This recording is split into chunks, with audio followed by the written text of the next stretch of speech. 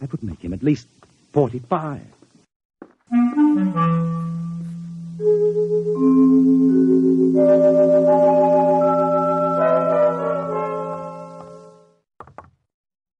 That was a wonderful meal, Mrs. Hathaway. Doctor, your wife is an exceptional woman. How would you gentlemen like some fresh gingerbread with your coffee? I've baked it this morning. Oh, wonderful, wonderful. Smell that, Doctor? It's like coming home, Mrs. Hathaway. It's like home having you here. Mrs. Hathaway, may I compliment you on having preserved your youth and beauty so well? Thank you. We have no worries here. No competition.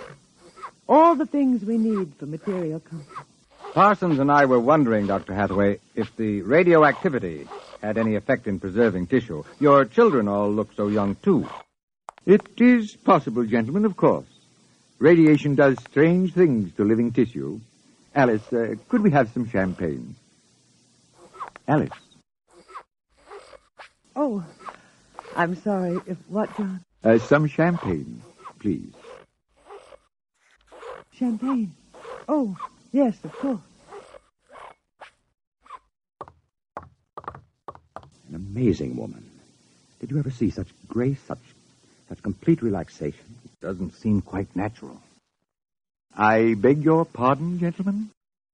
Captain Parsons was just about to ask how you and your family managed to escape, Dr. Hathaway. We were very fortunate. You see, my home was in the Sierra Mountains at the time. I had a lead-lined laboratory in the basement where I did X-ray research.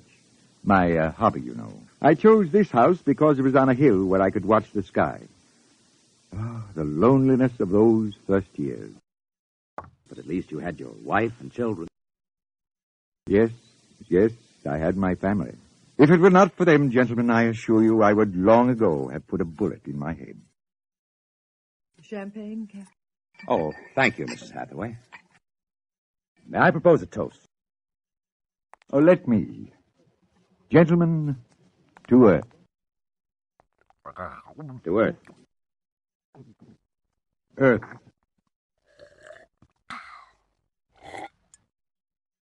May she never be stranger to man. Hathaway, what is it? You all right?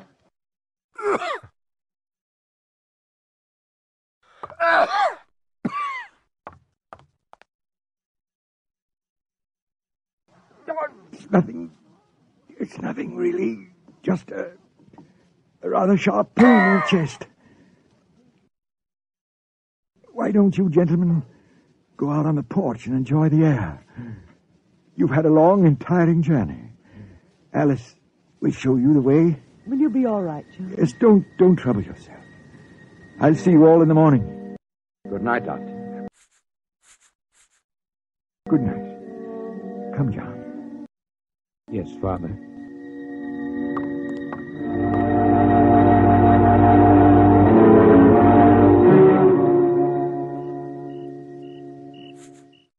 Well, what do you think of old Mother Earth now, Williams? Smell that summer breeze. Look at that view of the city, lighted up against the sky. It has a certain quality. Well, score 1 point for the back-to-earth proponent. I didn't say that. You're beginning to feel it, though, Williams, I can tell.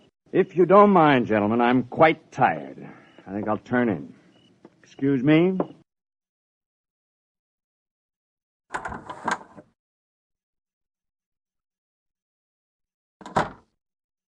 Well, Captain, Well, what? what do you make of all this? I don't know what you mean. This Hathaway and his family. There's something strange and unnatural going on here. I can sense it. Oh, I think you're reading things into it, Doctor. Perhaps. Well, I'll turn in, too. Coming? In a moment, I want to smoke a cigarette.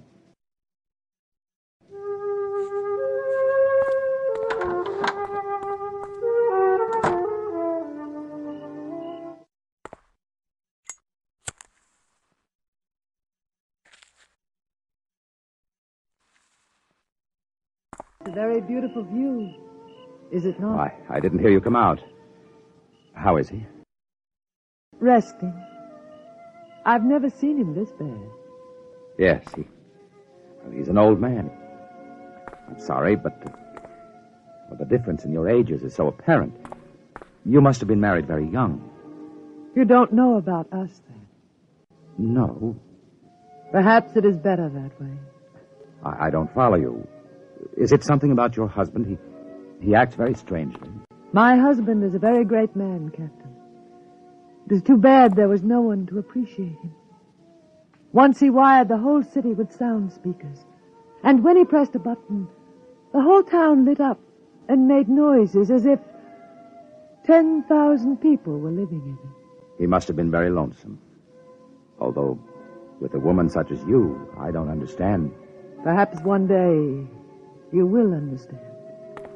I hope you will come to trust me as a friend. I can trust no one but him. Good night, Captain. Good night, Mrs. Hathaway.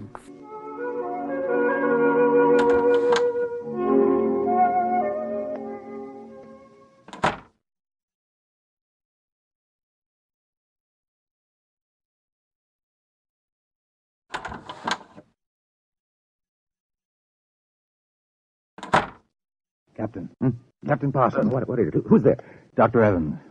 Oh, what's wrong? What time is it anyway? 2 a.m. What's wrong? I couldn't sleep. A few minutes ago, I heard someone slip out the front door. In the moonlight, I saw it was the old man. He was headed toward the ship. What are you suggesting, Doctor? Nothing, except that it's fairly unnatural for an old man with a bad heart to go wandering off at 2 in the morning. Very well. We'll follow him.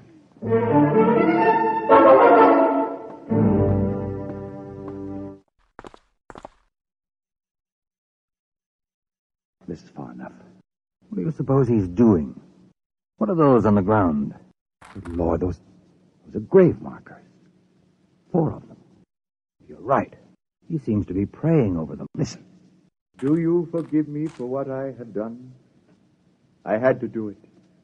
I was so lonely. So terribly lonely. You don't mind too much? You do forgive me, don't you? Yes. Yes, I feel you do. Well, I'm glad. I think perhaps I can rest now. I think Oh!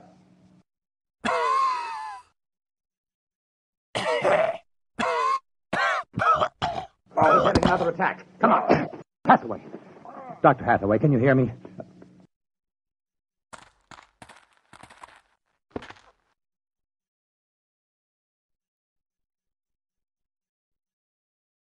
Raise his head, Evans. Dr. Hathaway. His lips are moving. What is it, Doctor? Closer. Lean closer. I'm sorry I had to spoil all of this. I've expected it for some time. We'll fix you up. No, I'm an excellent diagnostician. It really doesn't matter. Except for them. What about them, Hathaway? You suspected, didn't you? Yes, I suspected. But I couldn't believe it until now. Do they know? No, they wouldn't understand. I wouldn't want them to know. Ever. Doctor? He's dead, Captain. What was it he meant about your suspecting?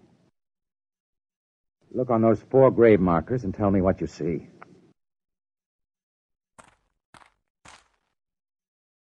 Good heavens.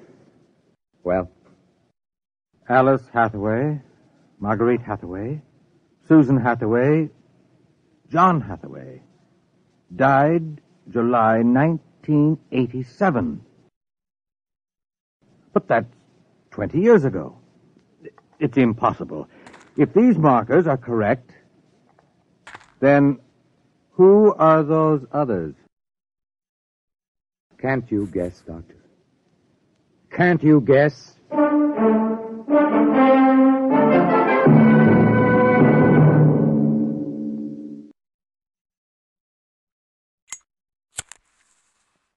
I'm sorry, Mrs. Hathaway. He didn't want us to feel badly. He told us it would happen one day and that